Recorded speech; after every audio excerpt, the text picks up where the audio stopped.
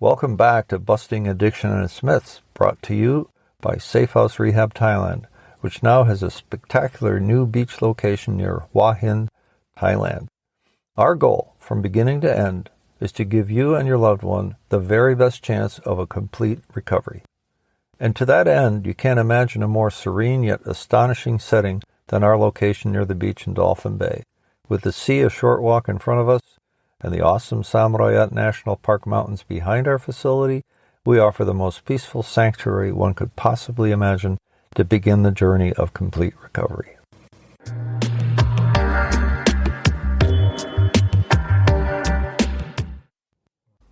A story about Tim.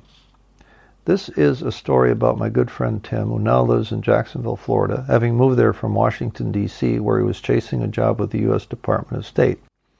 The job did not materialize, leaving him humbled but determined to keep pressing forward.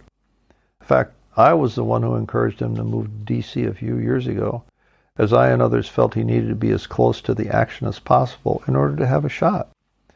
One could not expect to compete for a job like that from Milwaukee, Wisconsin, despite the advantages of online job searching today.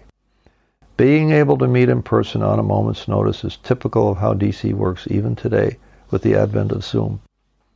I first met him 25 years ago at the Pass It On Club, a recovery club in Milwaukee, well known in town among recovering addicts, alcoholics, and family members who can attend 12-step meetings any and every day of the week. I was immediately struck by his life story up to that point. He had been sober for just a few months when I first spoke to him. His career was on the skids again, as he lost the last job because he ignored, then insulted, a major customer of an IT company. He knew his tech, but he was unaware of the dire nature of his condition. What tipped the scales was a suicide attempt.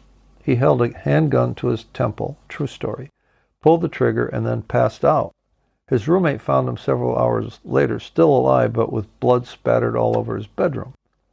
He was taken to the emergency room at the Veterans Administration VA hospital, where it was discovered that the bullet simply grazed his skull, glancing off his temple, then buried itself in the drywall by the dresser.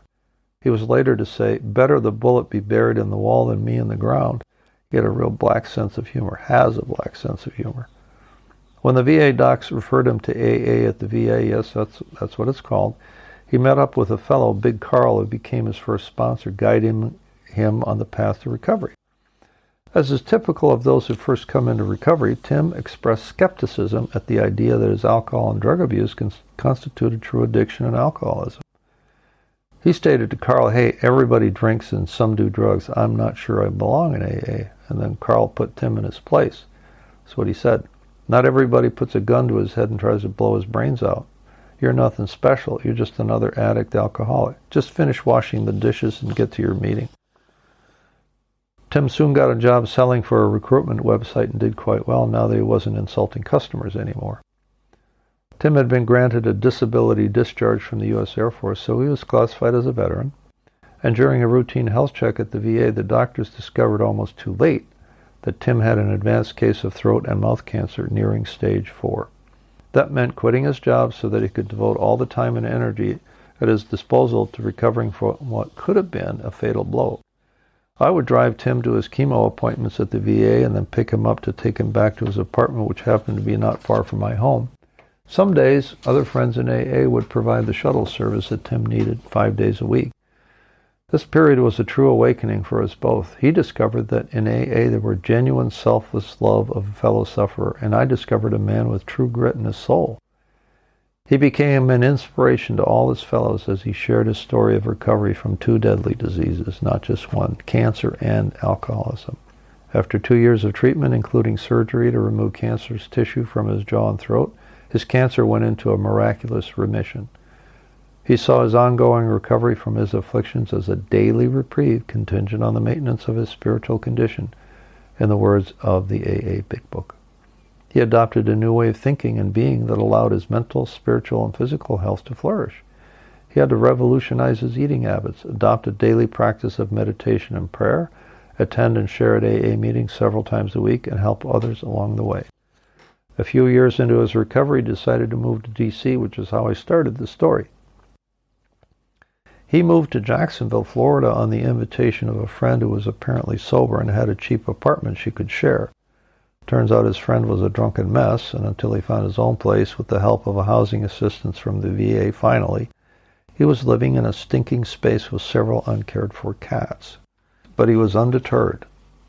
He found a decent place, entered an online college program, and ultimately earned both a bachelor's and master's degree in social and political science in 2023, all paid for by the oft-maligned Veterans Administration of the USA.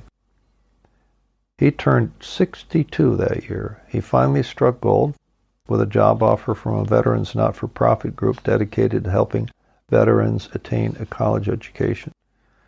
Life's been a rocky road for Tim, and it's not over. He still has his challenges, mental and physical, but his is a story that cries out to be told as a testament to his courage in the face of adversity. Lesser men would have cut and run. Not my friend Tim. In fact, his progress in recovery was so impressive to me, I asked him to become my sponsor in AA. And even though we're 9,000 miles apart now, he's as close to me as any brother has ever been.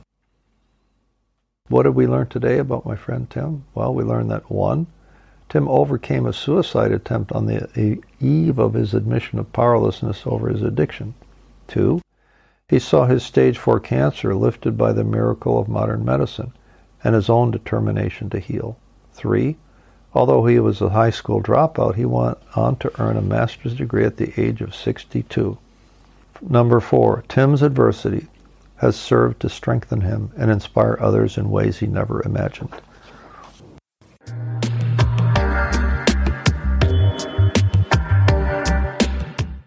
This podcast is sponsored by Safe House Rehab Thailand, with a new beach location near Hua Hin, offering the best chance of a complete recovery, because families today are facing new challenges and deserve a better way forward. All in the warm embrace of our staff and our welcoming environment, unsurpassed anywhere in Thailand.